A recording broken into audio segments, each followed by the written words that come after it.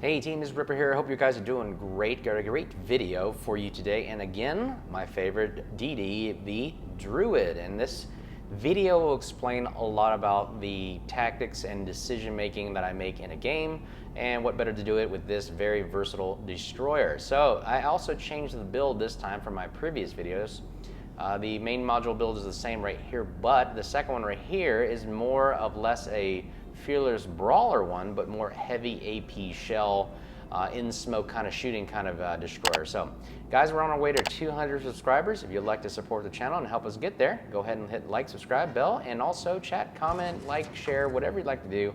Anything helps. Even negative responses and comments are due, and critiques, I welcome everything. So again, appreciate all the support, but the Druid, my favorite destroyer. I've even changed the build in this one to get it up to 28,800 HP with extra heals. And if you add the Cunningham commander, which is the British commander for this side, it basically adds an extra heal, smoke, and hydro if you get 2 kills. So I'm working on my way to save up coal to get him, and I'll do a review on it, how it looks and how he handles.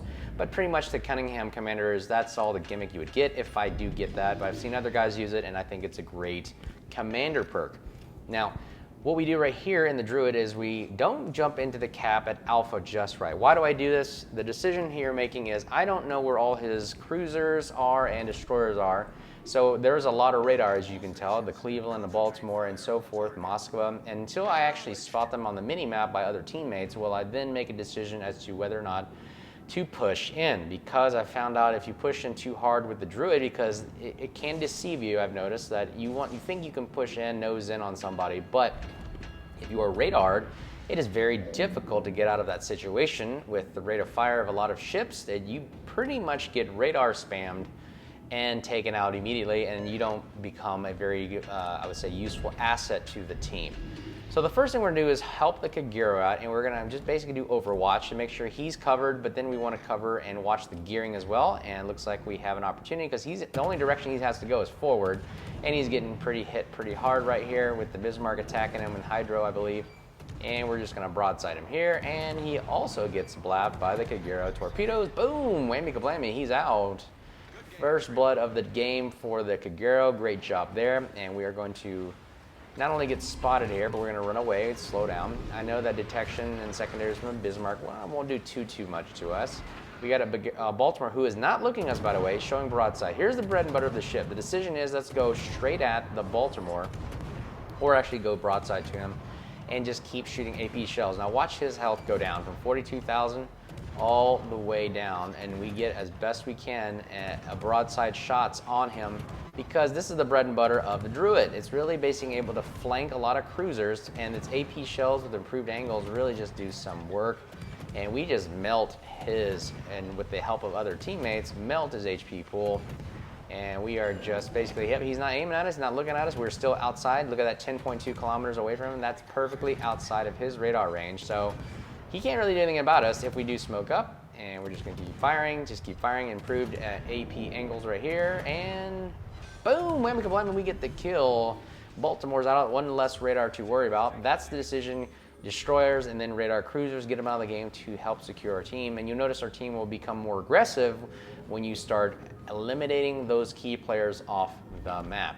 Benson is up right now. He's probably the closest destroyer. We're going to go help out our Agar right now, because he is not, I mean, he can do, but his low health pool requires us to assist him. So we still got our healths. We still got our smokes. Hydro's up, and we're going to start pressing. We already got A cap, so we're just going to see if we can support. We'll start opening fire on the Benson right here. See if we can help out, destroy, and eliminate another destroyer off the game. Boom! Whammy kablammy, Benson is now out of the game. We have secured the western side of the map. It looks like we have eliminated 2 of our destroyers, and A and B cap will be looking like they'll cap it just easily. Team is still full health. They lost 4. This may look like a steamroll, which I've noticed the majority of games today are somehow becoming steamrolls like this. So I don't know what else to say. It's just the way the game works lately. I don't know how else they can mitigate that. But we'll do our best to secure some more kills for you here. So ACAP is pretty much open season on battleships now. So we can now push nose in harder. And this is, again, the tactic of the Druid is to push nose in slim profile to make it very difficult for ships to shoot at. And we elect to shoot at the Bismarck here because, well, he's got nothing. He's only got 8 guns. I've looked at, analyzed the threat that his secondaries won't do too much damage. Even with the rework, we're going to nose in, and it's even harder for secondaries to hit us, as well as big main guns. So if he takes a fire, we aim in, nose into the shells. He completely whiffs them, misses it, and now we just keep taking free damage right here, kind of free damage.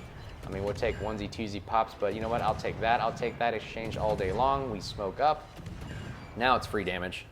And we're getting spotting from the Kagero, and we're just going to sit here, and we'll see if we can wither down the Bismarck as best we can. He's full speed behind the island, so I know he's going to pop out behind the island. So we got about another 28 seconds of smoke available. We'll just hold right here and be patient and wait for it to develop.